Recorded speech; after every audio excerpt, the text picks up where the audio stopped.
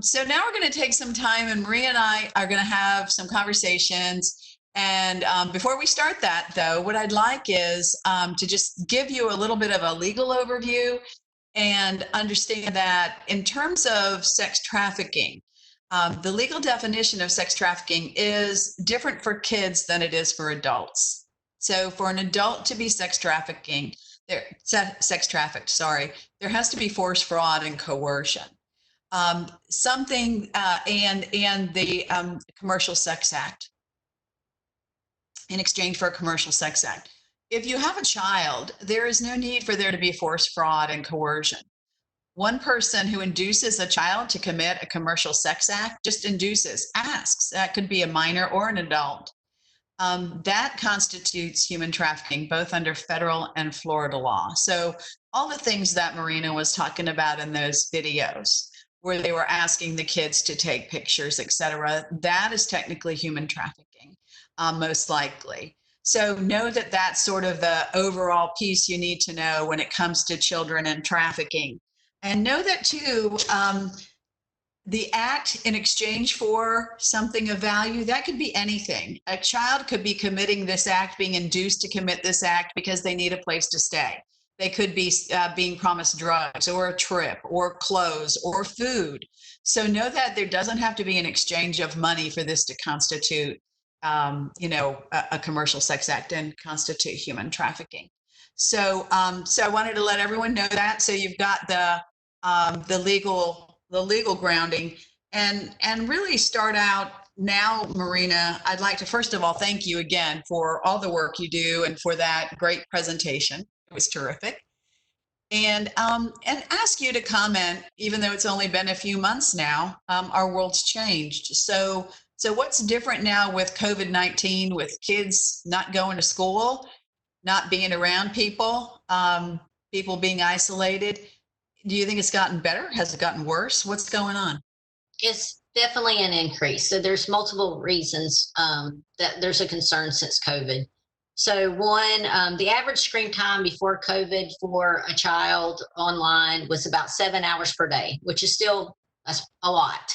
But I would say now that is probably 14 plus hours a day that they're on, because they're online for their schooling, they're online playing games because that's the way they're getting their socialization in. And, no way, with social distancing and everything that's going on, that they can't actually interact with their friends. So now, as parents, we've encouraged them to, reach out to the kids by playing games or staying in contact with them through social media, because we want them to have that outlet, and don't want them to go stir crazy like we all are getting at this point. Also, there's also a concern because of COVID, because they're not really around the mandated reporters. They're not around their teachers. They're not around their counselors, maybe not as much. I know a lot of the counselors are going to Zoom and still trying to do telemed for some of the counseling sessions and things like that, which is wonderful, and doing check-ins through FaceTime and through case management and things like that. We're trying to develop different protocols because of this. But they're still not around everyone that they normally would be around, whether they're playing sports or around their church or faith-based communities and things that would be able to talk to the kids and recognize these things. So we are seeing a drop in reports based on that, and I believe it's solely because they're not really around the people to be able to, or to their community. They're isolated within their families. Why this presentation is so important to have at this point, because parents really need to be even more heightened than before, because they are on that and they are isolated and they're in your home, and most likely they are on social media sites or online sites, as well as the gaming systems as well. Exactly. Now, there are a couple of questions that have come in that I'd like to kind of get to. One is, at the very beginning, you talked about something called unique IDs. Somebody's wondering what that refers to. What did you mean by that? Do you remember that reference?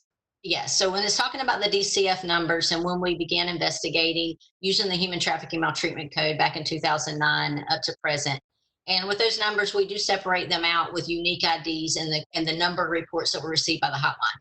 So that unique ID is the kids' actual ID numbers that we can separate out, because we oftentimes do restaff the kids over, meaning maybe they were receiving services and something triggered and they went back to the life and there was another incident occurred, or maybe they're not receiving services or they're refusing services and they're continuing the behaviors, and we're getting more reports of new incidents of trafficking occurring. So we're seeing the same child and staffing that same child on multiple reports. So we separate those children out under that unique ID just to show the difference of the kids that we've already previously identified and knew that they were victims of CSEC or labor trafficking, and the ones that are brand new reports that we've never had before. So the new children. And when you compare those two, you will see there's still an alarming number that we see that are kids that we had not previously identified. And a lot of that goes back to these cases, whether, with everything that's going on with social media, with every kid is vulnerable. When we first started doing this back in 2009, we looked at those risk factors. And a lot of these kids were having the same ones. They had drug addicted parents, a lot of domestic violence in the home, a lot of dysfunction in the home. Maybe they were foster care, group care kids. But what we're seeing now is that majority of the cases that we have are actually kids that are community kids. They're your kids. They're not kids in care. They're kids that do not have priors. They have a stable family. They're, like I said before, less dysfunction than other families, but are still getting involved in this. That is definitely something. And also, while we're talking about that, I also want to talk, while we're talking about DCF numbers, is to also talk about when we do panels or when we do these conferences, and a lot of times we do it in conjunction with law enforcement, and law enforcement will state how many arrests, how many open investigations they had, or how many arrests they had, or how many prosecutions they had. You're going to see a lot of difference between the verification rates, what DCF has, opposed to the arrest rates or the prosecution rates with law enforcement or through our state and federal prosecutors. And the reason for that is just because we might have a higher verification rate because we don't have to prove as much as we would because we're not bringing this into a criminal court. So that's one way to look at it. Another way is a lot of times when they're being arrested, they're not being arrested for human trafficking. Maybe they do not have enough to prosecute. The case is not strong enough to prosecute human trafficking. But what they can get them on is possession of a gun by a felon, or possession of substances or drugs, or contributing to the delinquency of a minor, profiting off of prostitution. So there's multiple charges that can be brought upon them where it did launch as a human trafficking case, but they were not actually arrested federally or on a state level for actual human trafficking. Exactly. It's one of the problems we've got around, I think, is that it really is hard to count, right? We know that there are probably many more cases than get counted, even when they're at arrests and prosecutions. One of the questions that came up is about what programs would you advise being used in public schools to educate kids, and that there's the recent State Board of Education rule requires that every school address and have an implementation plan regarding human trafficking. And how do you find them? One of the things I want to just do is do a little commercial at this point and let everybody know that on June 17th, we're going to have another one of these webinars. That's going to be the third Friday in June. And we will have somebody from the Department of Education, Valerie Ellery, who will be presenting on, especially on that question is basically her presentation, to talk about what's going on in the schools. So what I know is that right now, if you want to contact the DOE, they are in the process of vetting and developing protocols and training tools for essentially K through 12 to understand and to get not just kids, but guidance counselors, school bus drivers, teachers, everybody trained so they know how to recognize and respond to trafficking. Would you like to say anything else on that one, Marina? Yes, we work very closely with the Department of Education and our providers.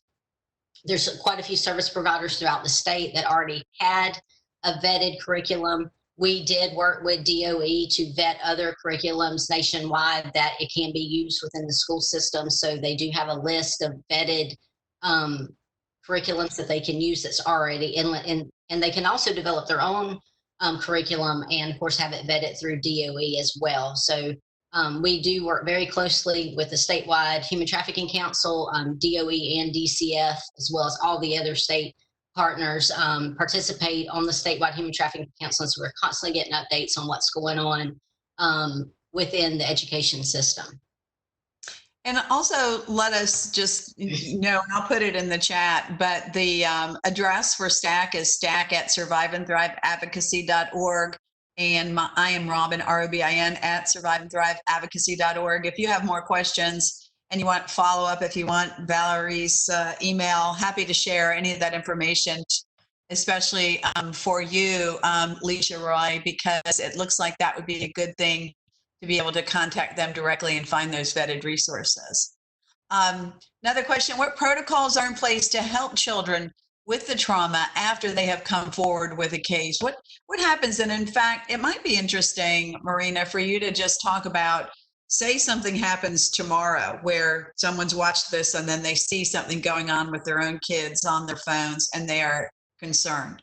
They may call DCF. What will happen? Just maybe you can walk us through. Sure. I know every case is different, but maybe you can walk us through what might happen. Right. So I always say, if you know a child is at imminent danger, it should always, the first phone call should always be law enforcement. We want to make sure that we get someone out there absolutely as soon as possible, within seconds or minutes, to be able to see what's going on with that child, or adult for that matter, or for any person that it could be an imminent risk. But if the next phone call, if it's a minor in there in Florida, it should go to the DCF Florida Abuse Hotline. Once we receive that report, and the hotline's going to make a determination on whether it's an immediate report, that child is at imminent risk, or a 24-hour, which means that this is a potential victim of trafficking. So they have an immediate response time or a 24-hour response time to go out and make contact with that potential victim. The hotline then sends that report on the local level, and it goes to the local county where the child is currently located. So it doesn't go to the home county, and it would go to wherever the child is at that point in time. So then it's assigned to a child protective investigator. Whatever we have, law enforcement has. Law enforcement is also a mandated reporter. So whatever they have, they're going to also call that into the hotline. We work very closely with all our federal, state, and local partners through law enforcement, and we work on multidisciplinary team approach to work these cases and figure out what the best solution is for these kiddos. So at that point, the investigator may go out with law enforcement, or they may go out and talk and begin the investigation. And again, everything's forwarded to law enforcement. Again, whatever we have, they have. Whatever they have, we have. We have a very open communication with law enforcement. So that is, in a nutshell, what would happen when it goes to the hotline. And related to that, someone else asked, what kind of protocols are in place to help children with the trauma after they've come forward? Because we know these are highly traumatic, potentially lifelong impacting events in a child's life. So can you talk a little bit about what happens in terms of assisting with trauma and recovery? Yes. So we do, like I said, launch the investigation. We have a human trafficking screening tool that we do complete on any case where we suspect trafficking is occurring. Once we do the investigation, we also, if it's suspected or know that the child is involved in trafficking, at that point in that sex trafficking or labor trafficking, the case is set for a multidisciplinary team staffing, and that includes law enforcement, service providers, as well as community-based care agencies and DCF. And we make a determination what level of services that child needs, whether that child can remain safely in the home, with wraparound in-home services to service the child and the family to deal with the trauma. We also discuss whether that child maybe can't remain safely in the home because maybe there's some gang affiliation or other factors that's in play that the child cannot remain safely in the home. Maybe the parents can't control the child's behaviors and the child needs a level of placement beyond what the parents can control, and the child needs to go to a safe home to get intensive residential services. None of our homes, our safe homes, are locked homes. They are all voluntary, which means that the survivor has to agree to the program and has to agree to the service to be able to go to those homes. The only other ways, if they have severe mental health or severe substance abuse where they need residential, then some of those facilities may be like SIPs would be a locked facility. And they would receive also CSEC services when they're in those programs as well. But our programming, our DCF certified programming is voluntary for them to go into a safe home if needed. Again, sometimes we have issues because victims of trafficking, whether they're adult or whether they're minor, oftentimes do not self-identify in the very beginning. So we know that they're involved based on what everyone is saying. So if you look at it as surrounding circumstances, if you come from child welfare, or if you come from more of a criminal mindset, it would be substantial evidence that people are being able to connect the dots. A lot of it is forensics coming from the apps, doing the computer dumps and being able to find out that they were communicating through technology and being able to piece it together that they are a trafficking victim. And that way, even though you might have a victim that's saying they're not, again, the bond is very strong. They oftentimes have a lot of attachment to their traffickers, or they're scared of their traffickers, or there's a lot of coercion there where they do not want to talk against them. So we do not need a victim to say, I'm a victim. But what we do need a victim as far as to go into services, they have to voluntarily agree to those services. But then the WRAP services, we can put in survivor mentors to work with the kids, to chat with them and try to get them to a place where they are identifying and are willing to take on more services of counseling services or possible safe home placement if needed. Okay. Okay, great. Thank you. And we also are trying to encourage all service providers at all times to be trauma informed, to be able to recognize the extent of trauma and to understand how they could, even inadvertently, be making it worse. So so you're so right to identify the importance of trauma. Thank you for that question.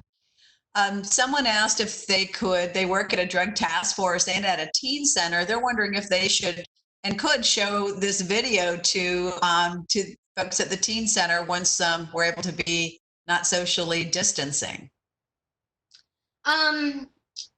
I guess that depending on the ages, I always worry a little bit because we don't want to teach them anything they may didn't already know. So some of the apps that we talk about, or even the emojis and certain things, they probably know it already, to be honest with you, but a lot of times they don't. And I would hate to say that somebody come back and say we gave them that information to them. But I think some of it can be modified for sure. Maybe just discussing dangerous apps and what they look like, maybe not actually giving the names of them, but talk about the dangers of those apps when they have that GPS location, or when they have when you're talking to strangers, or what could happen if you use these type of apps. I definitely think it could be modified to be used with the teen population for sure. Yeah, and also that, as you were saying, a lot of kids just not realizing what they're posting. Every picture that they take is there forever, essentially. So to kind of just let them know that they're much more vulnerable than they think, that would be important. We have a question from somebody. What is the success rate of rescuing a child from being trafficked successfully and safely? How many will return to the lifestyle? Do we even know this, Marina? Well, statistically, stats can be good and bad. We need stats, and data is very important, especially for grants and different things that we need money. We always need money to service this population, but we have to be careful because you just don't know how the data was pulled. I can tell you that returning back to a trafficker happens more often than not, because that is a trigger. That is a way that it is a just a factor that goes into the trauma bonds. And I always say it's very similar to domestic violence. They say on average for domestic violence that a person that has experienced that violence will go back at least 7 times before they part. And it's very similar with trafficking because that bond is very similar. And when things go bad, when they may be receiving services, they may have been out of life for months, years at a time, and something happens. They have a fight with mom and dad. Maybe they've had a positive relationship and broke up and they blame themselves. they lose their job, they don't do well in school, and things go back because traffickers really manipulate our survivors, and they tell them, why are you trying to better yourself? The only thing you're ever going to be good at is sex. Why do you want to do these things? And so when things go wrong in their life or they trigger, that's what they hear. They hear, why am I trying to do anything differently? Why am I trying to better myself? I'm only going to be good at it. I'm just going to go back because that's what I know. I'm going to go back to what I know. So we see that quite often in recovery, whether they are in a program and they run from the program, or if they're involved in services. But we just have to remember, just because they do run or they go back, that that seed's been planted, and when they do return, that we re-engage with them and go back to servicing them, and understand that they have the ability to come back. And also, don't you think we find at STAC and working in this area too, that the human trafficking doesn't happen in a vacuum. So if someone's got other parts of their life that are coming together, whether it's an economic piece, maybe they're back in school, maybe they've got other kinds of security, or they're not attached not just to a program, but to some other kind of supportive service, that they're again more likely to succeed. So we talk a lot about how it really does take a village to help a child or anyone get out of the vulnerabilities that are associated with being trafficked. So it's not just a one-time rescue thing. It really is a comprehensive process. That's why anybody working in any of the social services and education, healthcare, everyone's got a role to play here. Okay, so let's see what else we have here. We have a question about elementary school. Lisa works as a prevention specialist at an elementary school. What are some red flags to look for at a school if a child might be involved in something that they are afraid to talk about?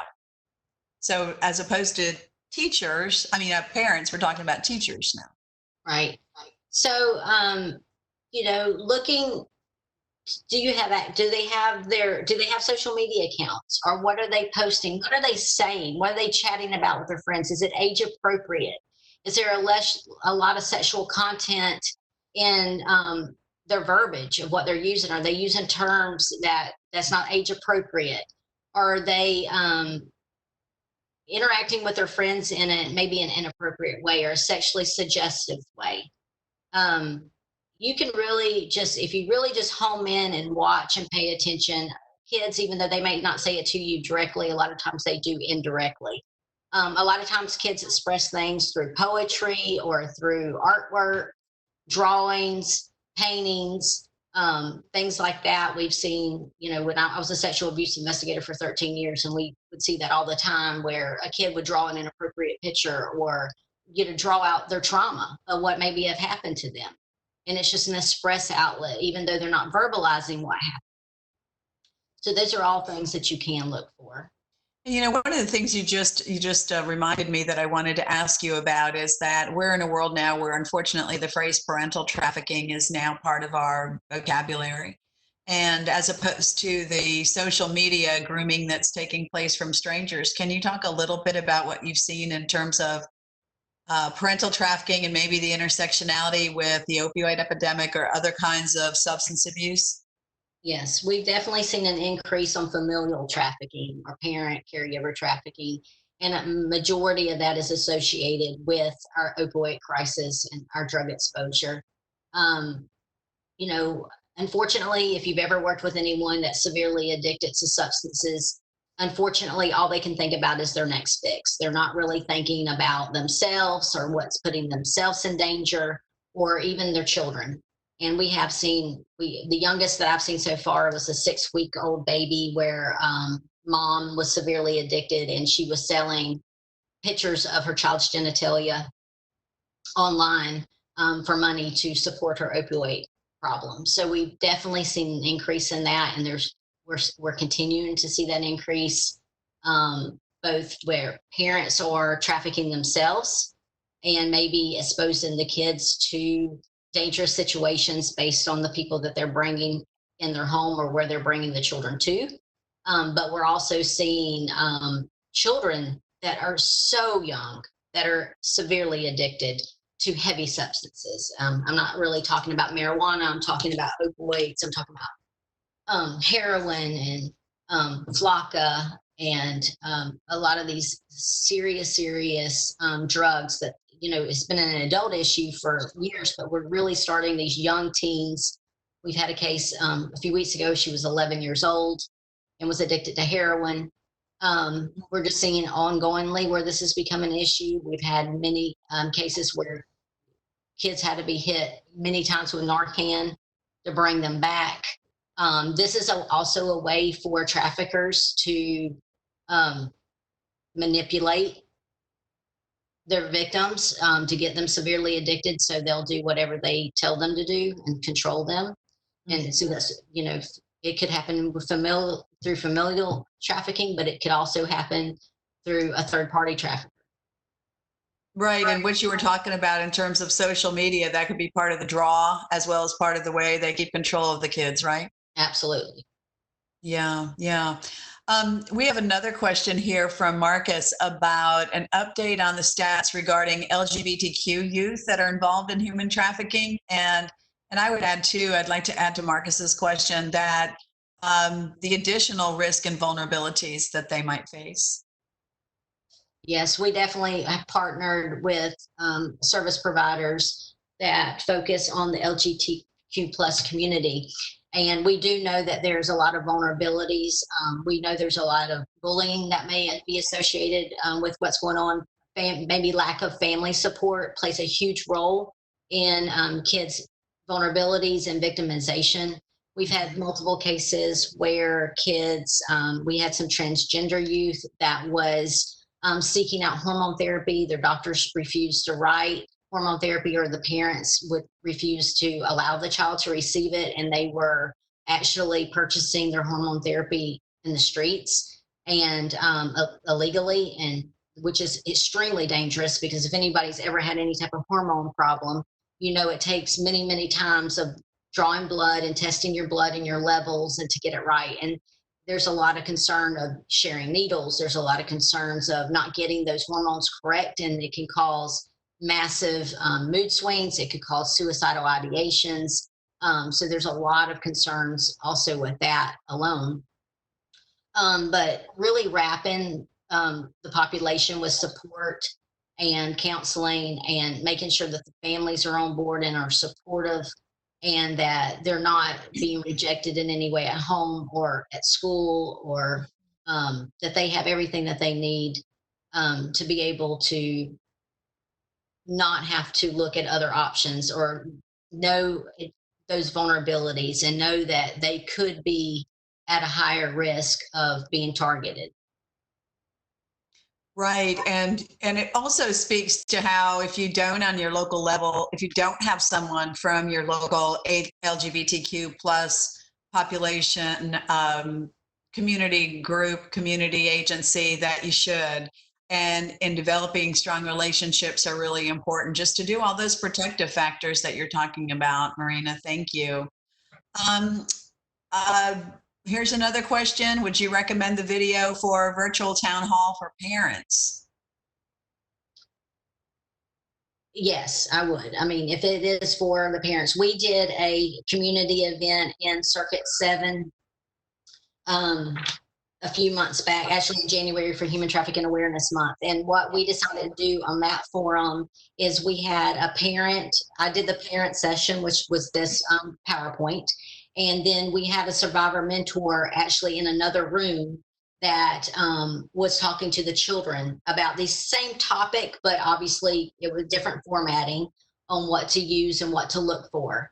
So we've done that, and we'll continue to do that. I do strongly suggest that you do separate the adults or the parents from the children, and that way they're getting the same information, but obviously in a different format and in a different degree. Exactly. That sounds great. One of the questions that came up here, here's another one. Let's see, I'm just going to read this. I'm an undergraduate from Jenna, participating in a class focusing on human trafficking. I'm working in a group focused on child exploitation in the digital space specifically, which led our faculty to share this meeting link with us. Good, that was great.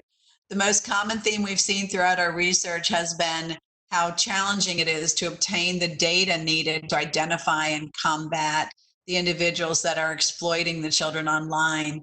Is this a gap that you have noticed through your work? And if so, what has been helpful in overcoming it? So it's a question about data really going to the traffickers. And before you go to this one too, the other question actually looked for any data that DCF might have on LGBTQ plus victims, survivors. So do you have any specific, does DCF break that down? We do not break that down to the LGBTQ plus community. I would say reach out maybe to the providers or service providers at the local level of your human trafficking task force. And they usually partner with service providers that might be able to assist with some of that data. But no, we do not specifically have any type of sexual identifiers in our data that we pull. Okay. And then this other question about how hard it is to identify the traffickers. Is that something that you found too in your work? It can be difficult, for sure. I mean, we do partner again with federal, state, and local our law enforcement partners to assist us in using their analysts to try to have that digital footprint to try to figure out who the traffickers are. And we're doing much better. I would say it has gotten a lot better over the past few years that we are partnering with our local, state, and federal partners and utilizing funds to be able to work with the ICAT teams and to be able to build these cases and figure out who they are. So we are, I believe, doing a better job, but of course, as soon as we think we're getting on top of something, something new comes about. So technology is ever changing and can be definitely difficult, especially with a lot of the apps they're being advertised on are not US based, like I said in the presentation. So we can't subpoena them to get the information. So sometimes that can be difficult to identify. Also, a lot of times the survivors, honestly, some of them have never met their traffickers. They only know them online. They know them by a fictitious name. Or even if they do know them in person, a lot of times they know them by a street alias. They don't know their real name, or they might know their first name and not their last name. So sometimes it takes a lot of work, a lot of time to be able to investigate these cases and really dig down deep to be able to get all the information we need, which is a gap, which is a hindrance in a law enforcement, because law enforcement oftentimes, we're not flooded with funds to be able to provide just in some areas, investigators that solely work on this. We have different pockets of our state that we're very fortunate that we have local law enforcement that have specific detectives that's assigned to only work human trafficking cases. And of course, you have your federal partners as well and your state partners with FDLE to assist us with that as well. But it can be very difficult, and it takes a lot of time to work with these survivors to get them to trust you, to build that trust, and for them to open up to what's happening, as well as a lot of investigative hours to go through phone calls and data to be able to determine who these folks are. Well, and also, don't you think it's really part of the trafficker's MO to be hidden, right? To get the public face of what's going on with trafficking to be as far away and have the risk be reduced to practically nothing. So they are hidden and can't be found. So yeah, huge challenges for law enforcement there. Here's a question. Stephanie asks, has the gaming app Roblox been investigated, or is it a suspected app? ROBLOX. I'm not familiar with that one, but I did see it and I wrote it down, and I'll send it to our internet crimes folks and see what they say about this one. If it's something that I need to add to this presentation, I definitely will. And I loved what you said in the video about at the end of the PSA, you see the young boy who's gaming. And a lot of people don't realize there were huge exposés in the New York Times about this, how using games and using some of the DM, the direct messaging on games, traffickers that would give kids bonuses or, coins or whatever it is to keep playing. And that was part of the grooming process with the boys. Do you want to talk a little bit more about the gaming and kind of vulnerability with games? Yeah, absolutely. So the games, they have internet access, they play people from all over the world, right? So they're playing strangers. Usually, if you ask them, who are they? They're going to say they're friends because they play them every single day. They come home from school or now they're home all day and can play them. So it has always been or has been a concern for quite some time, but we are seeing more recruiting directly off of that. We have had a couple of cases where it did result in some kidnapping situations. We had some cases, many cases where they were lured, they were asked to inappropriate questions. They were asked, if parents are home, who's home with them when they get home from school? Do they have siblings? Are they younger? Are they older? A lot of identifiers, and the kids are not paying attention to the questions that these traffickers are asking. They're paying attention to the game they're playing. So they're getting a lot of identifying information. They have, left and went to other states with these folks. They believe, they could be playing a 14, 15-year-old, and in reality, they're playing a 40, 50-year-old. There is a lot of sex offenders and sexual pedophiles that play on these gaming systems that we have an ongoing problem with, and them associating and talking with kids. So it is definitely a problem, and you need to monitor your kids when they're playing these games. And I know it can be frustrating. I said in the clip, I have 4 boys, so they're actually right behind me is their game room. And when they were young, they had the little earpiece thing because we didn't want to hear all the chatter. It drove us crazy. But that's probably one of the worst things you could actually do, because who's talking in their ear and what is parents hearing? They can't hear anything, but yet you have this stranger talking to your kid's ear. So I always tell people, if you're at dinner and you get a knock on the door and it's some stranger and they ask to come in and play with your kids, you're going to tell them absolutely not. Why are you here? What do you want? But when you allow your kids on these games and you allow your kids on social media, you're letting that stranger into your house every single day and into their bedrooms. So you need to look at it that way. You need to look that there's strangers playing with your kids. Exactly. And then when you have those talks with your kids, whether it's about the emojis or whether it's about any kind of the things that you mentioned in the PowerPoint specifically, just don't forget to talk about games. Obviously, that's out there. Someone is suggesting here or asking, is there a training on the use of Narcan? That's kind of an aside there. Anything quick you can offer to Shatara on that? Any ideas? I'm not sure the role of what law enforcement, and of course the first responders have been trained on administering Narcan.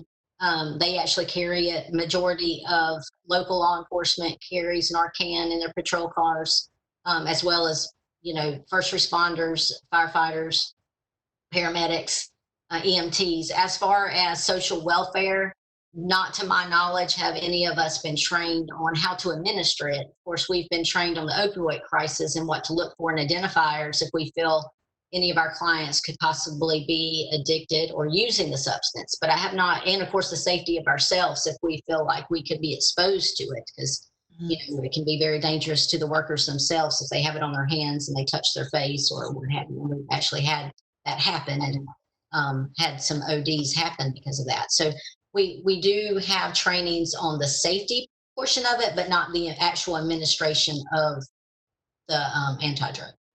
Okay. And then maybe at the local level, talking to your local EMTs, emergency responders, might be a good idea if you want to get more information about that. Someone is asking, asking for a nude pic from a minor, a crime in Florida. Yes. Yes, of course it is. Yes, it is. It is. It's trafficking. I mean, yes. It is inducing someone to commit a commercial sex act potentially. So yeah. Another question about any updates on tattoos. I know we used to have tattoos always mentioned in every training as being very, very common. Then I understand that there are fewer tattoos out there, but I don't know. Is it different for kids? What's happening in the tattoo world? What we're seeing more now, when we first began investigating trafficking, we would have the traffickers would actually brand their names or their alias names on their bodies, and we still see that some. I'm not saying it completely has went away, but we are seeing them do that less because we're able to identify who they are. So they have went to using symbols, or they'll have a nice artwork, whether it's a flower, an animal, something that you wouldn't really look at it and be suspicious about it.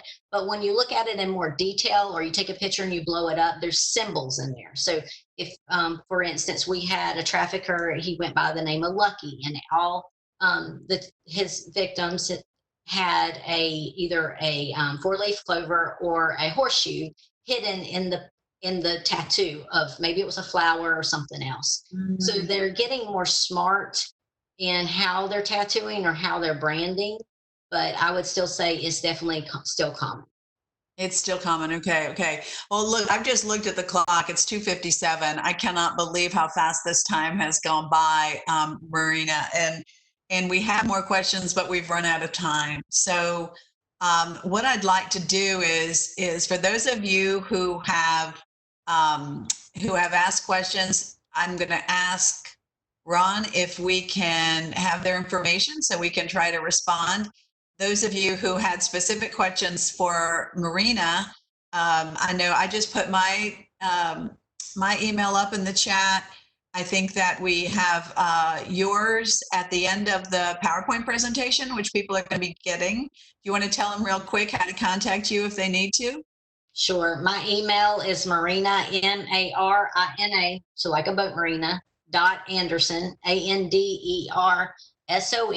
at MyFL, like the abbreviation for Florida, families, FAMILIES.com. And also wanted to take a note in the, as far as the quarterly hours. So all our DCF and our CBC staff, you will receive 1 hour of quarterly hour to go towards your human trafficking certification. And I believe, if I'm not mistaken, there's a link on the Center of Child Welfare. Once you watch that video, that you click that and put your information, and they will also send you that certificate to receive that 1 hour. Okay, great. And then to remind you that if you want to submit this for your own other practice area CEs, then you can use the PowerPoint and use the video and the certificate, and contact Zach if you need more help on that. I wanted to also do a little bit of a commercial. Next month, May, we'll be having another one of these webinars, and the topic will be working with underserved populations and human trafficking. So we'll be talking about adults and minors in all different underserved populations, which, as you know, that's vulnerability is really the number one thing that traffickers target, and being in an underserved population is clearly one of the high risk factors. We're seeing that now with COVID as well, as we're seeing really the disease hit in our underserved populations at higher percentages. So we'll be talking about that. That'll be on May 15th. And then to remind you, on June 17th, another webinar with our Department of Education expert. We'll be talking about DOE in the schools. You can go on STAC's website, surviveandthriveadvocacy.org now, and you can sign up and register for those. And we'll be sending you all the information about being able to join later. I'd like to conclude and just say thank you again to Ron, Marina, and the team at USF. Great work. And also to my colleagues at the Big Bend Coalition Against Human Trafficking and STAC. We're so thrilled that our Third Friday training has gone statewide in this time, and really looking forward to seeing you all again and to working with everybody again too. Thanks so much. And one last thing also, we do, as far as DCF, we have multiple presentations, whether you're in the healthcare, law enforcement, social services, education.